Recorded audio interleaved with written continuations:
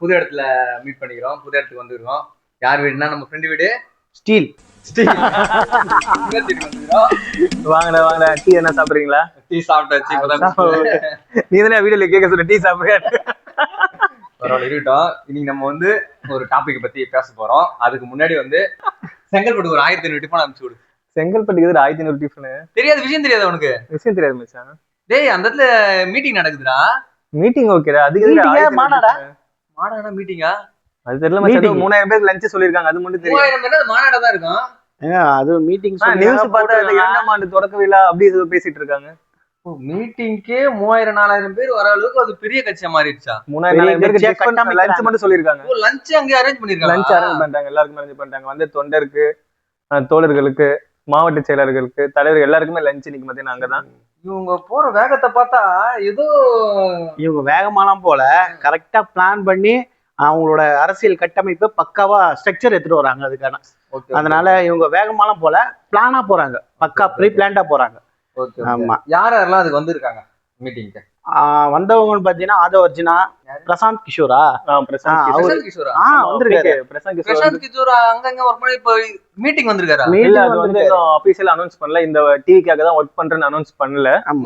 But ஆனா போறத பார்த்தா அப்படிதான் இருக்குன்னு தோணுது. ஏங்க, அவர் வந்து மீட்டிங்ல உட்கார்ந்து இருக்காரு, வந்திருக்காரு சொல்றீங்க, அவர் பேசிருக்காரு சொல்றீங்க. எப்படிங்க இது? கண்டிப்பா வந்து ஏதோ ஒரு விஷயம் நெக்ஸ்ட் இருக்குன்னு நான் நினைக்கிறேன். இதுல கண்டிப்பா அப்படிதான் நாங்களும் எதிர்பார்க்கிறோம். பட் ஆனா நான் ஆபீஷியலா டிவில இருந்து என்ன ஆபீஷியலா நியூஸ் எதுவுமே இன்னும் வரல. வந்துருச்சுன்னா இது எப்படி பாசிட்டிவா போகுமா நெகட்டிவா போகுமா தெரியல. நம்ம கொஞ்சம் பொறுத்து தான் பார்க்கணும். இன்னொரு அஃபிஷியல் நியூஸ் இருக்கு. அடுத்தது வந்து இன்னொரு மீட்டிங் இருக்கு. அதுல வந்து அந்த அந்த அந்த பூத் கமிட்டி இருக்குல்ல, அதை வந்து அதுக்கு ஆளு ரெடி பண்றதா ஒரு தலைவர் டிவி.கே. விஜய் அவர்கள் சொல்லியிருக்காரு. ஆமா, தலைவர் என்ன சொல்லியிருக்காருன்னா, தமிழ்நாட்டுல மட்டும் பாத்தீங்கன்னா பூத்தோட எண்ணிக்கை மட்டுமே ஒரு 69,000 பூத் எண்ணிக்கை மட்டும் இருக்கு. சோ பூத் ஏஜென்ட்டை வந்து நாங்க நியமிக்க போறோம்.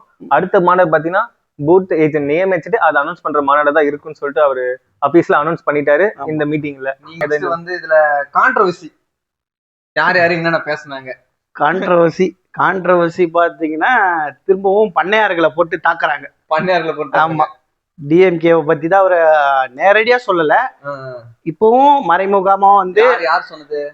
தலைவர் விஜய் அவர்கள். பண்ணையார்கள் முதல்ல எல்லாம் பண்ணையார்கள் இருக்கவங்க அரசியலுக்கு வருவாங்க, இப்போ வந்து அரசியலுக்கு வரவங்க எல்லாம் பண்ணையார மாறிடுறாங்க. அதுக்கு என்ன அர்த்தம்னா, அரசியல்ல வந்த பிறகு ஏழ்மையோ அவங்க யாரும் உள்ள வந்த பிறகு அவங்க வந்து அதிகபட்சமான ஊழல் பண்ணி பண்ணையாரா மாறிடுறாங்க, அதிக சொத்து குவிச்சிடுறாங்க அப்படின்னு சொல்லிட்டு அவர் சொல்றாரு. அவரோட நேரடி கருத்து இது. நான் ஏதோ இன்னைக்கோட மீட்டிங்ல ஏதோ அவர் முக்கியமா பேசினது, எப்பயும் போல தலைவர் பேசினா ரொம்ப டப்புன்னு ட்ரெண்ட் ஆகும். அந்த மாதிரி இன்னைக்கு அவர் பேசினது பாத்தீங்கன்னா மும்மொழி கொள்கை என்னன்னு அவரு பிரீஃப் எக்ஸ்பிளைன் பண்ணியிருக்காரு. அப்படின்னு பாத்தீங்கன்னா, மும்மொழி கொள்கையா கவர்மெண்ட் ஏத்துக்க கூடாதுன்னா ஒவ்வொரு மாவட்டத்துக்கும் அவங்களோட தன்னாட்சி உரிமைன்னு ஒண்ணு இருக்கும். அந்த தன்னாட்சி முறை யாருக்காகவும் நம்ம அதை விட்டு கொடுக்க கூடாது. அதை நம்ம வந்து யாரோ ஒருத்தவங்க சொல்றாங்க மும்மொழி கொள்கை ஏத்துக்க கூடாது அப்படின்றத அவர் ரொம்ப தெளிவா பிரீஃப் எக்ஸ்பிளைன் பண்ணியிருக்காரு. கண்டிப்பா நீங்க அதெல்லாம் பாத்தீங்கன்னா, பட் இன்னைக்கு அவர் சொன்னதுல ரொம்ப கிளியரா புரிஞ்சிருச்சு நான் நினைக்கிறேன். அவர்கள் விஜய் டிஎம்கேவும் பாஜகவும் போட்டு தாக்குன்னு தாக்கிட்டு இருக்காரு. திரும்ப எப்ப வந்தாலும் அங்க தாக்காம பாயாசம் ஏதோ போச்சு அடிச்சு விட்டாரு. அவர் எடுத்தோன்னு ஆரம்பிச்சாரு. ஆமா, பாயாசம் பாசிசம் சொல்லிட்டாரு.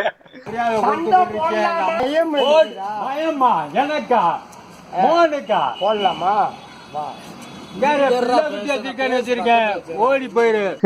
அரசியல் எதிரியும் கொள்கை எதிரியும் தெளிவா சொல்லிட்டாரு. அவர் பிரீஃபா ஆல்ரெடி சொல்லிட்டாரு. என்னோட கொள்கை எதிரி அவங்க, என்னோட அரசியல் எதிரி இவங்கன்னு சொல்லிட்டாரு. அதை நீங்க எடுத்த உடனே ரொம்ப அழகா எப்பயும் போல இந்த பாயசமும் பாசிசமும் அவங்க அப்படின்னு சொல்லி ரொம்ப சிரிப்பு. அதுல ட்விஸ்டா வர பேசியிருந்தாரு அவரு. என்னன்னா, நீ அடிக்கிற மாதிரி அடி, நான் வலிக்கிற மாதிரி வலிக்கிறேன். அந்த மாதிரி அதாவது பாஜக அடிக்கிற மாதிரியும் சண்டை போட்டு நடிக்கிறாங்க. டிஎம்கே எனக்கு வலிக்கிற மாதிரியும் நான் நடிக்கிறேன் அப்படின்னு சொல்லிட்டு இவங்களுக்குள்ள ஒரு அண்டர்ஸ்டாண்டிங்ல இருக்குது.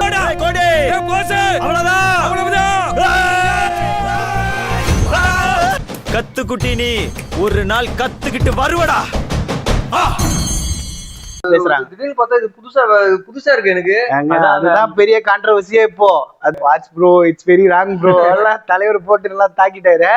அதனால இவங்க வந்து பாஜகவும் டிஎம்கேவும் வந்து அரசியல் விளையாட்டுகளை நல்லா நிகழ்த்துறாங்கன்ட்டு தலைவர் அவர்கள் நல்லா பக்காவா போட்டு செஞ்சிருக்காரு. கொடுக்க வேண்டிய கடமை உங்களுக்கு இருக்கு, பெற வேண்டிய உரிமை எங்களுக்கு இருக்கு, அப்ப நீங்க கொடுக்கணும் தானே நல்லது அப்படின்னு சொல்லிட்டு அவர் பேசியிருக்காரு. அதை பிரசாந்த் கிஷோர் அவர் வந்திருந்தாரு, அவர் பேசினார்னு சொல்லி கேள்விப்பட்டேன். அவர் என்னங்க பேசினாரு?